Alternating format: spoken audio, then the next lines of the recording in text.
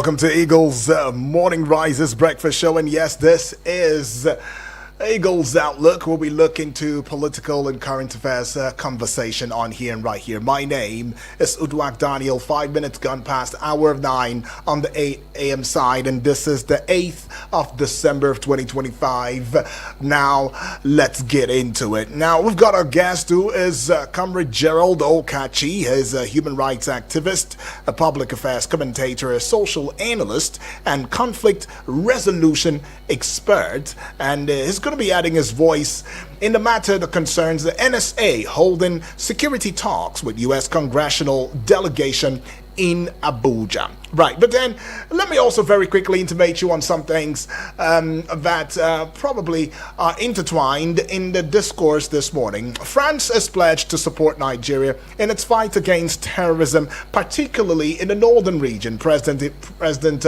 Emmanuel Macron, he made the statement after speaking with Nigerian President Bola Tinubu, affirming that France will strengthen its partnership with Nigeria authorities and provide support for affected populations. Now, Macron's statement is actually following a wave of gunmen attacks and kidnappings in northern Nigeria, and this has drawn international condemnation. In fact, Macron is now a champion, championing the cause of Nigeria on the international front, speaking to the international global partners to step up their engagement. Now, he also emphasized that no one can remain a spectator. Now, you should look deeply into that very line. It says no one can remain a spectator in addressing Nigeria's security challenges. So it does it is very clear from that statement that some of these world powers have just sat back to watch and see who goes first, who starts first, who talks first. So he says, no one can remain a spectator. The level it has gone now, nobody should actually remain a spectator. But for some of you who've been asking questions about, what about China? Is China not also making calls? Well, yeah, China has also shown support for Nigeria's efforts to combat terrorism and insecurity. I mean, the Chinese ambassador to Nigeria, Yu Zhenhai, very recently has reaffirmed China's commitment to supporting Nigeria in its fight against terrorism.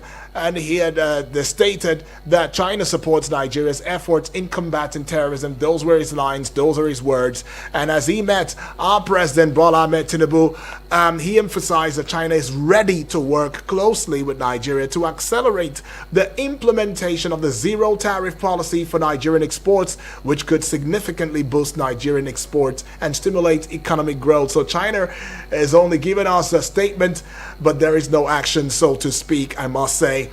They are mostly about the bilateral trade agreement and how we can indeed have partnership when it comes to how to boost our exports, stimulate an economic growth. If you also recall the fact that China and France have been, especially China, have been fingered to be the countries who have indeed engaged the most in illegal mining activities in northern Nigeria. That's right, we should say the way it is because that's what it is. All right, if the Nigerian government is failing to indeed come on out to tell us these truths, we should tell you these truths. And this is based on credible information. Now, that being said, it is not surprising the dilly-dallying and the wishful thinking and the mere words that would indeed come out from China when it comes to matters of insecurity in the country. But then, just before we still get into and connect with our guest, I should also put it out to you that a very renowned personality in Nigeria, Afe Babalola, has spoken to Mr. President, telling Mr. President that, look, there is a need for us to indeed nip in the bud the insecurity going on in the country because Nigerians are suffering. We are in a mess right now. And this statement to President Tinubu reflects the growing concerns among Nigerians about the escalating insecurity in the country. I mean, that we are living in fear. That's actually what he said, is that we are living in fear. Does that indeed show the actual position of Nigerians? Does it show how you feel, being a Nigerian? I mean, the recent surge in kidnappings, banditry, terrorist attacks, it has created a sense of fear and uncertainty among Nigerians. I mean, the situation is really dire, with over 300 school children abducted in Niger State, and 100 the federal government have secured their release. What happened to the 160 something more, if I'm not mistaken, who are still in captivity? The school teachers, what was their crime, if you ask me, right? Why are they still there? And the government has not been very, very transparent with us as to what the negotiations terms would have been, in securing the 100, school children. But anyways, critics argue that more needs to be done to address the root cause of insecurity, including poverty, unemployment, corruption, and all of that. Even Amnesty International has accused the government of failing to protect Nigerians, citing the frequency and brutality of attacks by bandits and terrorists. All right, and so these are the concerns. But the parents and school officials of St. Mary's Private School, Catholic primary and secondary school in Niger State, they're still waiting to receive the 100 school children reportedly released by the federal government. I mean, the children were among the 315 students and staff abducted by gunmen on November 21 of 2025. So according to reports, the released children are expected to firstly be handed over to local government officials in Niger State today, being December 8th of 2025. However, the school and parents are yet to be officially notified about this release. All right, so that's where the parents come out to saying, we've not seen our children yet. We don't know what's going on. So much to bring to you this morning. But let's very much tackle the matter at hand.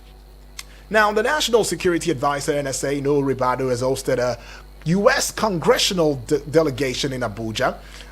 There's been very credible reports that they indeed came in through Ghana, and they're discussing shared security priorities, counterterrorism cooperation, and regional stability. If you also recall, the similar security talks were held in Washington, D.C. last month. These talks highlighted ongoing efforts to enhance cooperation on regional and global security challenges. Well, how far so far will that be? How far is it going? How far is it going to go in combating the situation? Is it indeed going to quell the situation? I know quite a number of you have made mention of the coup d'etat that was foiled, right, in Benin Republic, and some have said, hey, it does seem as though we are complicit, or we are hypocrites, so to speak, that we are here saying U.S. don't come, foreign bodies don't come, we can handle ourselves, we are a sovereign country, and yet here we are going on a coordinated precision airstrike to foil a military takeover or coup in Benin Republic. Comrade Gerald Okachi, welcome aboard to the discourse this morning. Yes, a very good morning to you. Thank you for having me. Yes, talk to us, comrade. I mean, with all of these embodiments that we have put together, from the place of the school children releasing 100, were being released, at least 100 of them have been released, to the place of Afe Babalola's call to Mr. President saying, hey, Nigerians are living in fear, do something right now. France is pledging support, and in their words, they say, and I quote, says, how did they put it again? More of, no one can remain a spectator. I think that's how they put the French President Emmanuel Macron put it. Is that no one can remain a spectator anymore. So he's calling on the global community, saying, okay, we need to do something now. Let's all arise. And quite a number of Nigerians are saying, why is this happening now in the wake of the U.S. stepping into the matter, saying, hey, let's have a congressional dialogue and to tackle the issue. China too has also indeed put their feet in the ground, saying that, okay, Nigeria, we will indeed come through now. We will help you through their Chinese ambassador to Nigeria, Yu Dunhai, affirming China's commitment to supporting Nigeria in its fight against terrorism. But quite a number of persons, too, political observers alike, have said this is just mere words because we're not seeing action. There is nothing that we can say is a blueprint, something that is practical that you want to do. Rather, they are more particular about engaging in boosting significantly Nigerian exports and stimulating economic growth. And here we are now. The U.S. is here. They have come and they've been shown around. What do you think about all of this, and how do you think it will impact the insecurity in Nigeria? Thank you once again for having me. Yeah. I think the meeting between the Nigerian NSA, that's National Security Advisor, and the U.S. Congressman or Congress delegation is a huge and a major diplomatic step in our ongoing battle against insecurity. It shows that Nigeria is engaging global powers to strengthen intelligence, training, and military support. It signifies that the international community still sees Nigeria as a strategic partner in West Africa, especially now that it appears like West Africa among ECOWAS region, we are seeing military toppling governments and issues here and there. So talks likely focus on terrorism, banditry, intelligence sharing, and security sector reforms. And of course, you know that Nigeria efforts or attempts to join the BRIC walls, moving away from dependence on dollarization and strengthening relationship with China, Russia, and what have you, has its own rules. So we must commend the NSA for opening Nigeria's door to stronger partnership.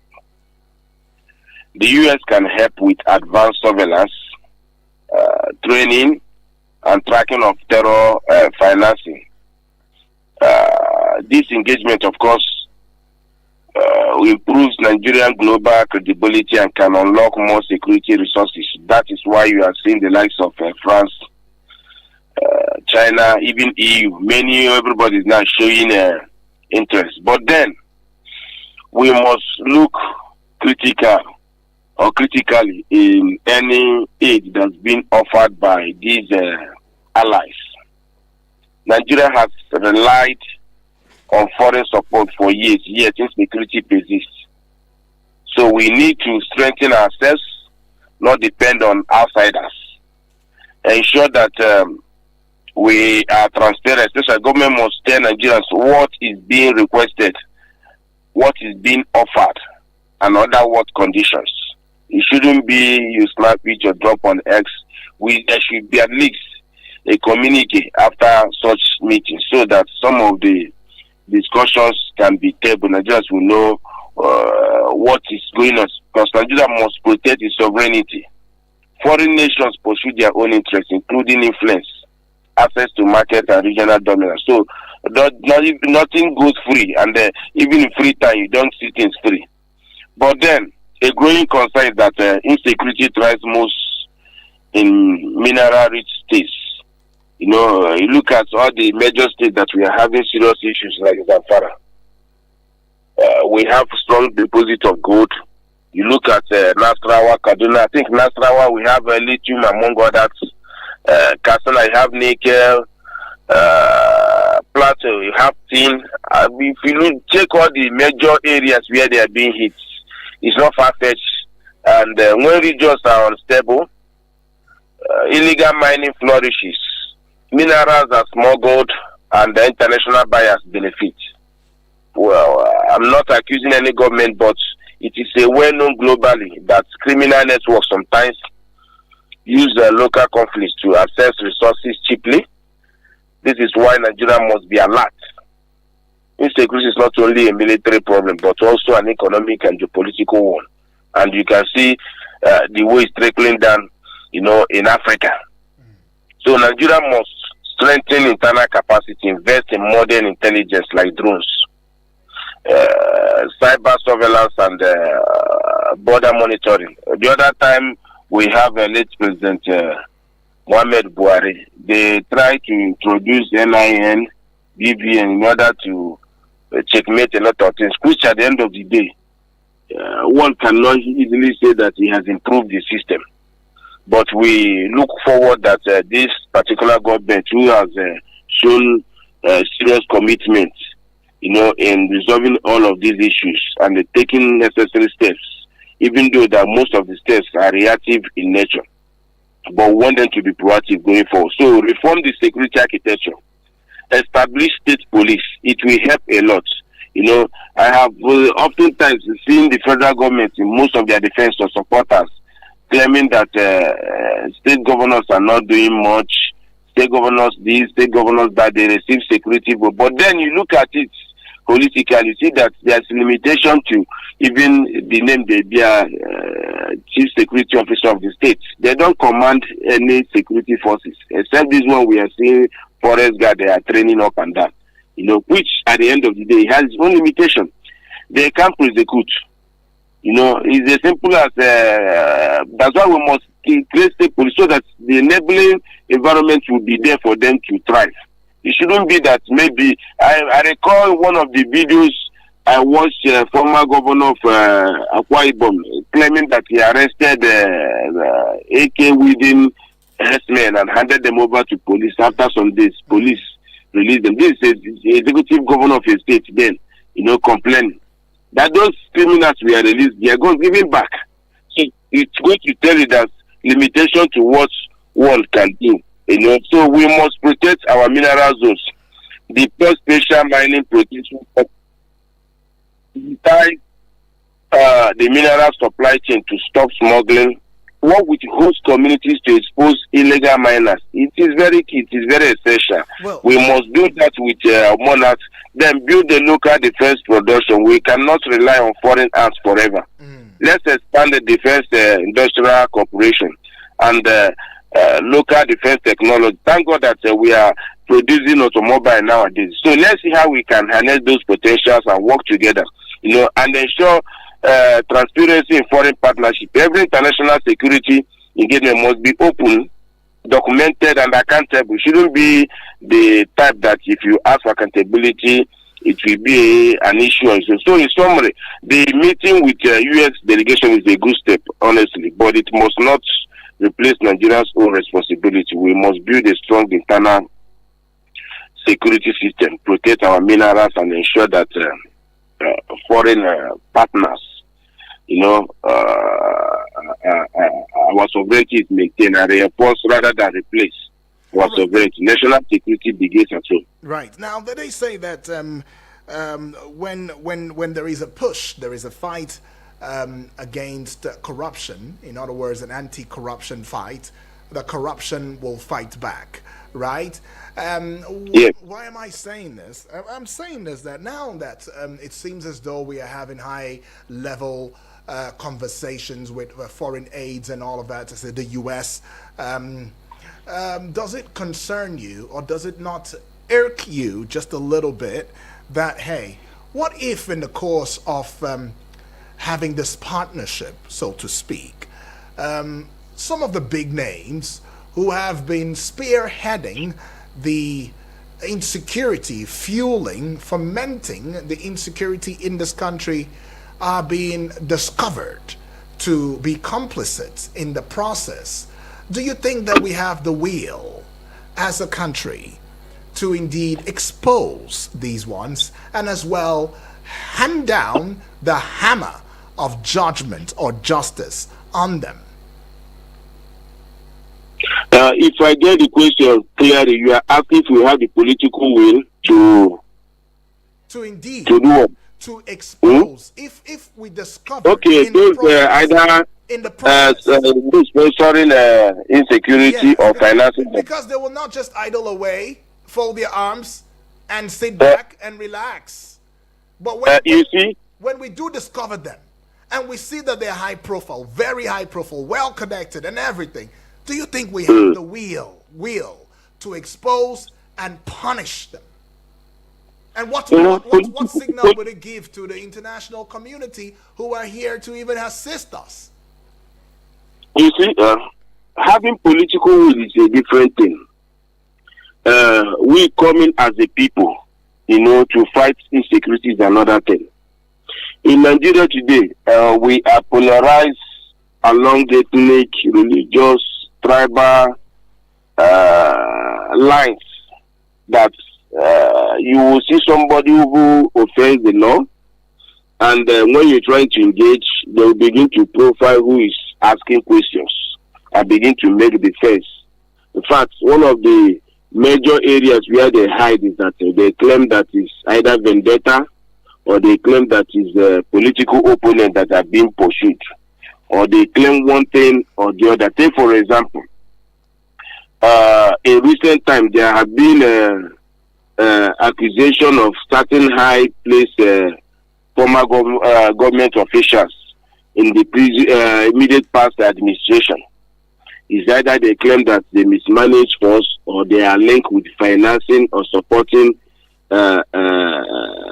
these criminals. And in defense, you begin to hear words that because they are in opposition, or some even claim that maybe they don't like, the president don't like their face, which are some of the things that makes the fight very difficult, because you galvanize support. We get people that will support and make defense. You recall that there was a time that former CBN governor was accused of misappropriation, maladministration, or what have you. And he spoke with the confidence that he would defend it. It's only those that are enemy of the country. But at the end of the day, reports have shown that a lot of things have been recovered from, including countable number of houses.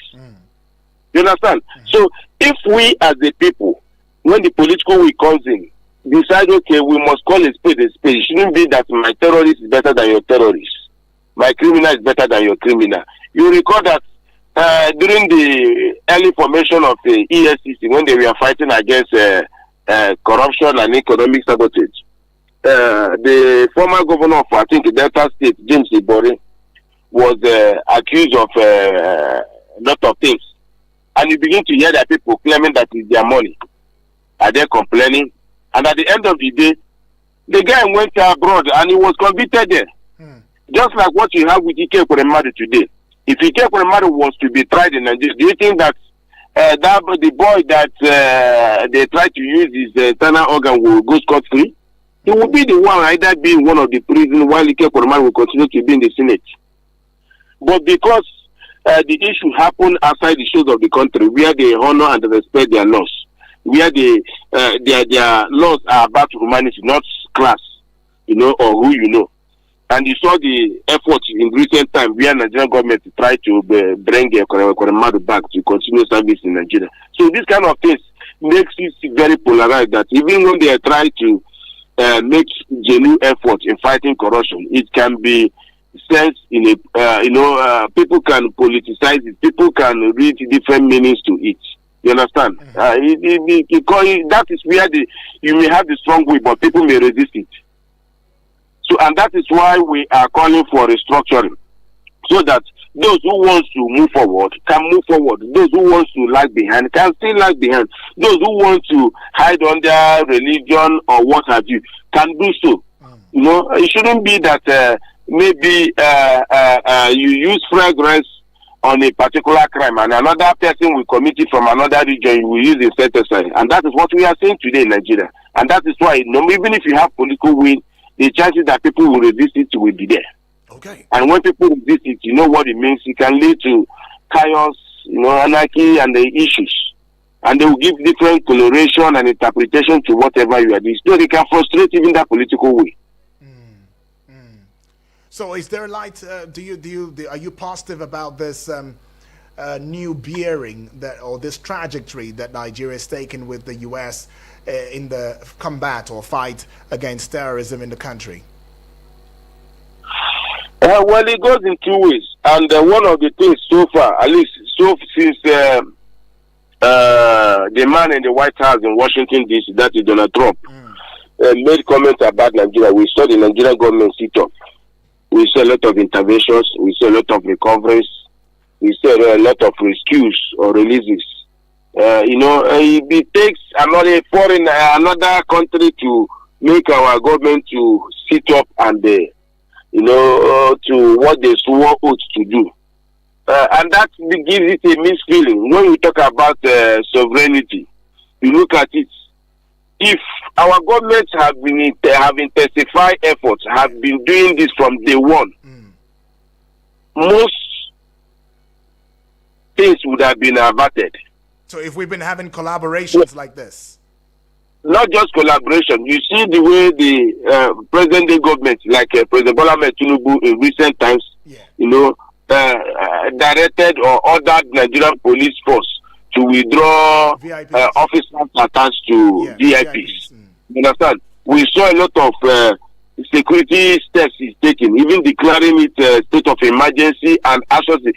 If that has been done from day one, believe you me, would have saved a lot of lives, a lot of properties, communities.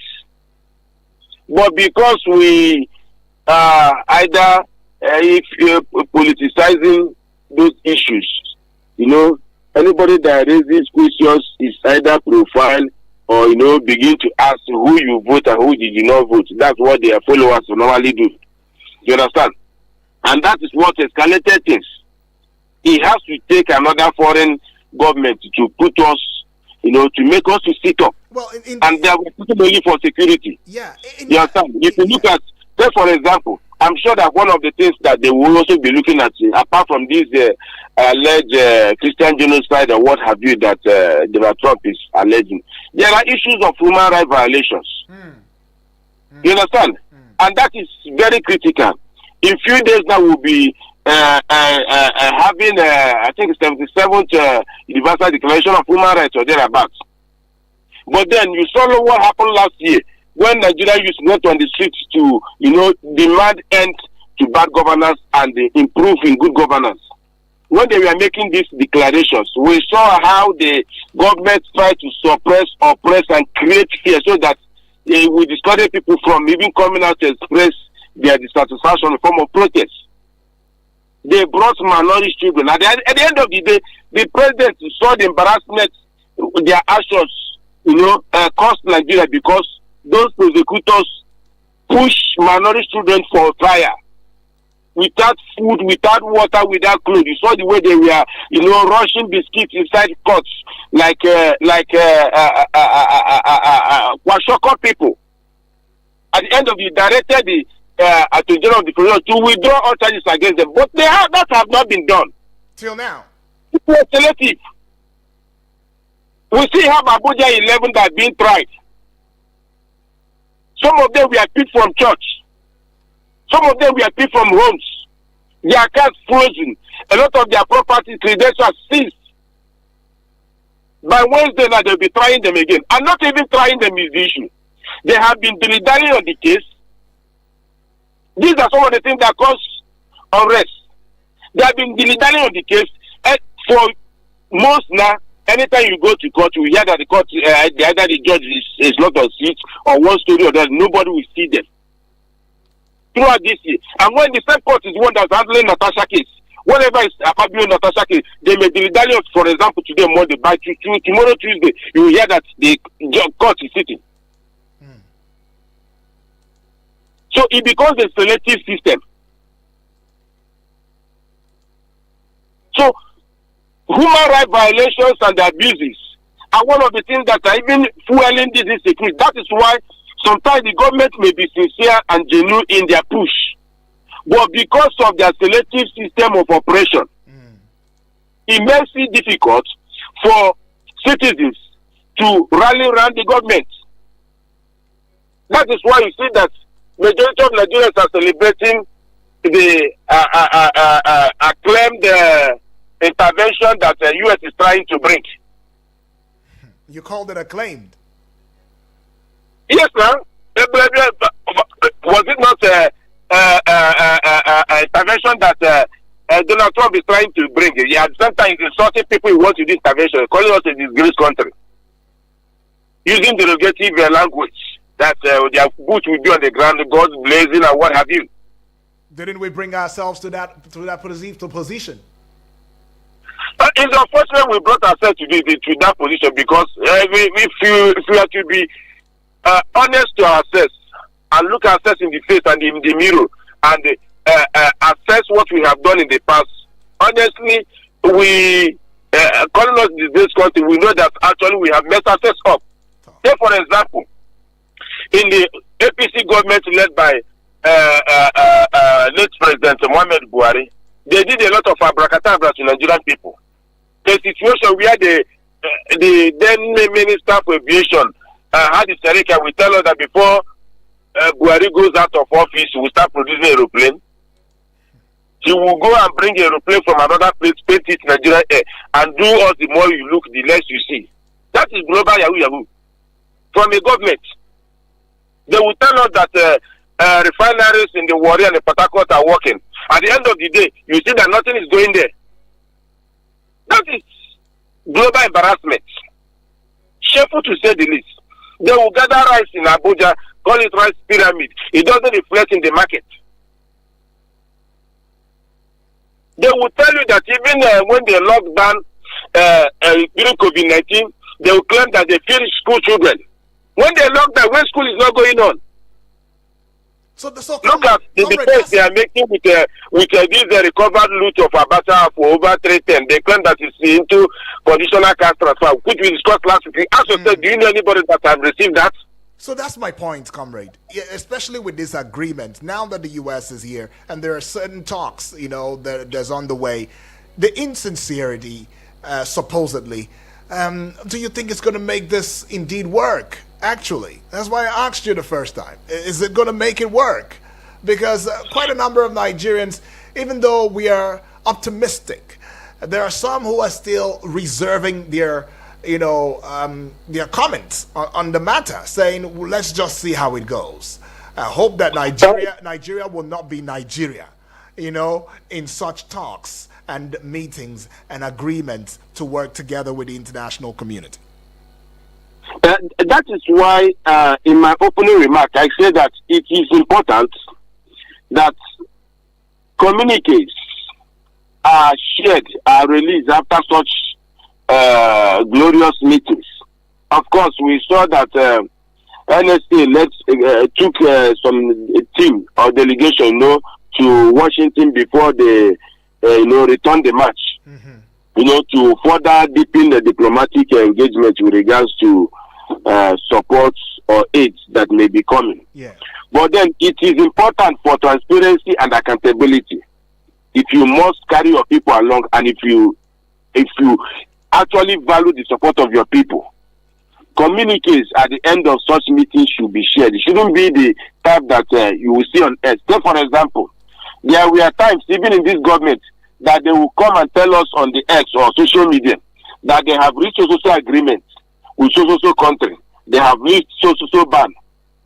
Because there are no communiques, the country will come out and embarrass us and deny such resolutions. We saw it with, I think, Qatar, UAE. When out of our overzealousness or, lack of public engagement, we just want to be the first to push a very particular narrative that the government is doing well, or maybe something that you have not really engaged the other partners properly. You go to media and drop information. At the end of the day, they will deny it, causing us embarrassment and shame. So it's important that whenever we have such meetings or discussions, to come out with communique. Okay. That communique will clarify things. Okay. That communique will be signed by parties. Yeah. Let's put a It shouldn't be that maybe you present your own narrative at the end of the day. The narrative. Say, for example, it was reported here some weeks ago, some months ago, few months ago, that this kind of delegation that came now that into fact finding, and possibly they will be going into some states to be on the field, observe some of the things. We have similar thing in the past. We are the likes of ambassador nominee now. That is Senator Mokere brought some persons, like I think Arnold Mike or something like that, to do similar things so that they will push a different narrative. At the end of the day, the same person he brought, who was a former government official in U.S., who is a former mayor, this one in Dallas, finished his work, came out with a very indicting report against our government, against Reno, calling him different names. And now we are bringing the same U.S. people again to fact-finding, to come and you think that they will be compromised like maybe other African brothers that will come, not just African brothers. Recently we saw a former UK, over the weekend, former UK Prime Minister, giving a different narrative to the world, which is good. It's good to project our country and state in a good light. But then you arrive in an event with military security, what have you, escorts. Hotel where you stay are surrounded by security. Right. And you come to, they are giving mic, they start saying that you are secured in this area and nothing. It means in push narrative that if people are not informed, okay, comrade. they should rate Nigerians. Yeah. That's what I think they should rate us. So the best they can do, anytime such a thing happens, they should release the communique. Not just go to media, take one of the pictures and put some information you wish to put. Okay. At the end of the day, after 1 week or 1 month or 2 months, they will, counter whatever you have presented and they become another embarrassment to us. Well, comrade, let's just take a go on a breather now, pay some bills, we'll be right back. And there is something I want to direct your thoughts to. I mean, Nigerians have been asking it as well when we do come back. All right, the conversation is still trending here. NSA, Nigeria meets with U.S. delegates to have a congressional conversation in view of the insecurity that is ravaging our dear country, Nigeria. We'll be right back. Eagles 102.3 Abuja. Eagles 102.3 Abuja.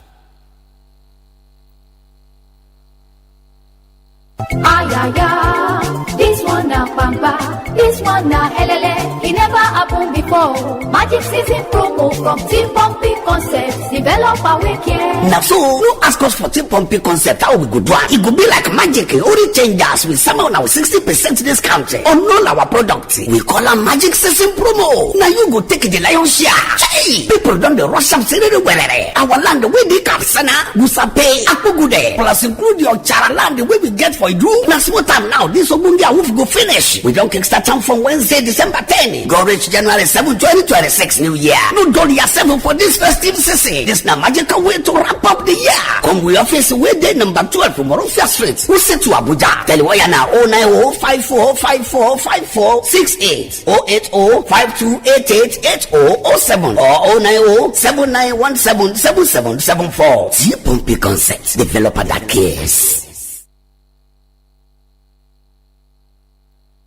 The African University of Science and Technology, Abuja, AUST, announces that admissions are now open for application into our remedial and A-level JUPE programs for 100-level and direct 200-level admission. Professional diplomas in data science, artificial intelligence, Cisco and AWARE certification, project management, construction management, and more. Undergraduate degrees in civil engineering, mechanical engineering, petroleum and energy resources engineering, material and metallurgical engineering, software engineering, computer science, business administration, and accounting. Postgraduate programs, MSc, and PhD in cutting-edge fields like aerospace engineering, space physics, systems engineering, geoinformatics and GIS, pure and applied mathematics, computer science, theoretical and applied physics, material science and engineering, petroleum and energy resources engineering, and MSc only in public policy, public administration, management of information technology, applied statistics and mathematical modeling. Call 003-540-3714 or 006-272-9310 or visit www.aust.edu.ng. Things they happen for our community, eh? Now I can recoup back all the money I have spent on this annoying family. Hey, yeah. That woman own don't finish. My dear, let's go and greet them, okay? Hey! Join media collation and awareness to hold trafficking, MICAS, on I Wish I Knew radio drama and program every Saturday at 10 a.m. on Eagles 102.3 FM Abuja. Join us to kick human trafficking out of our society. I Wish I Knew radio drama and program is brought to you by MICAS and funded by the Ministry of Foreign Affairs of Denmark.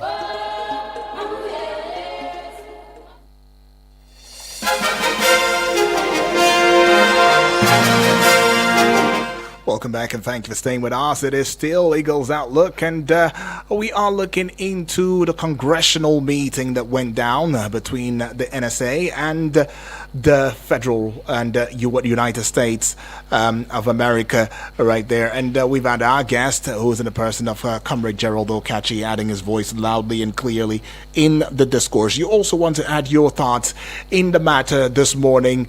Maybe you have some fears that you want to allay, or you have some concerns that you also want for us to indeed engage in a discourse in. Well, now is the time. 0907 353 0044. The other number is 0907 353 0044. Let's stick to that number as you give your thoughts. Remember that the WhatsApp portal number is also open for you. I mean, what do you think will come out of this congressional meetings? Our guest has said there has to be a communique. There has to be something, a threshold, something we can work with, something we can also have on our side of the bargain to saying, okay, this is it. This is what they said. And we will use that to monitor the advancement so that we all can be a part of it. It will allow for inclusivity. And the WhatsApp portal number is 0909 705 4450. Now, let me also inform that you can join the conversation via the YouTube and Facebook page wall at Eagles FM Abuja. We have a television that we're hosting right there, and just get on there and leave a comment in the comment section now. Taking this call. Hello, good morning. Hello, good morning. Can you hear me? Yes, I can. What's your name? Where are you calling from? It's Lieutenant Senator Obasanjo calling you from Amale. All right, Obasanjo, let's have your thoughts. Thank you. Barrister, good to have you this morning. Good to have this topic that you bring, very intelligent. And with our guest over there, who has been done the justice of the topic this morning. Obasanjo, I've got 3 minutes to go.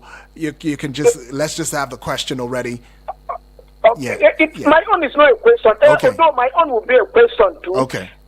Like in my community, during all this banditry, a lot of Chinese are there in my community, and the bandit has never for once even touches the Chinese. Okay.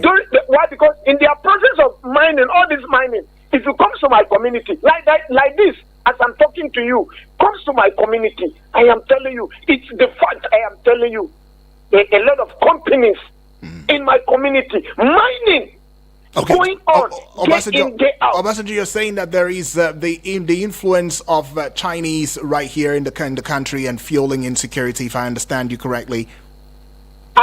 Yes, I disagree on Chinese should come to our country. Okay. I disagree totally. All right, Obasanjo, appreciate. Well, you heard that, Comrade Gerald. Are you there?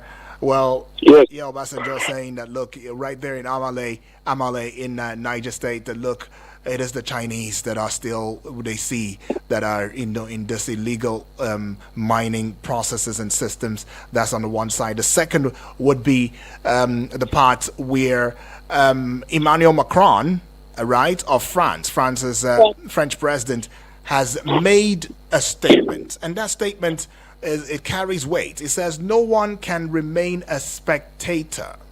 No one can remain a spectator. And quite a number of analysts have looked deeply into that line, saying that, look, so could this mean that you've been remaining a spectator in all of these killings, all of these terrible happenings that's been going on?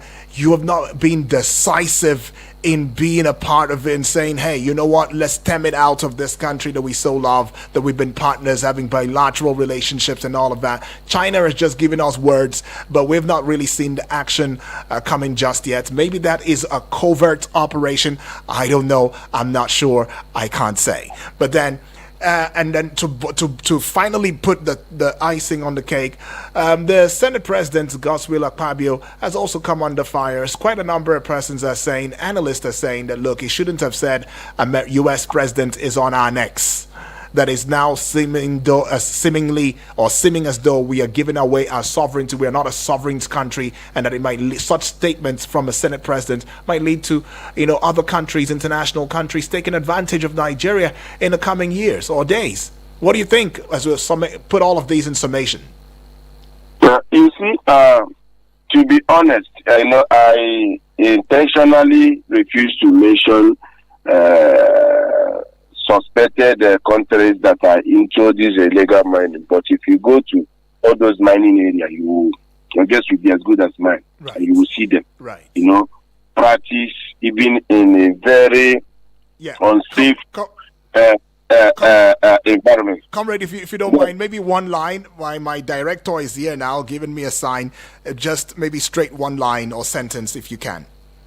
I think it's a good one that we are collaborating with other foreigners. If you look at areas where countries that push France away from their country or French armed forces, you see that clearly their security did not improve, rather worsen. So if we are welcoming them, we should do that with a clear, spelled out conditions that would not affect our sovereignty. All right, appreciate that one from you, Comrade Gerald Okachi. Appreciate your time with us. Thank you, far too kind. Look forward to more conversations with you.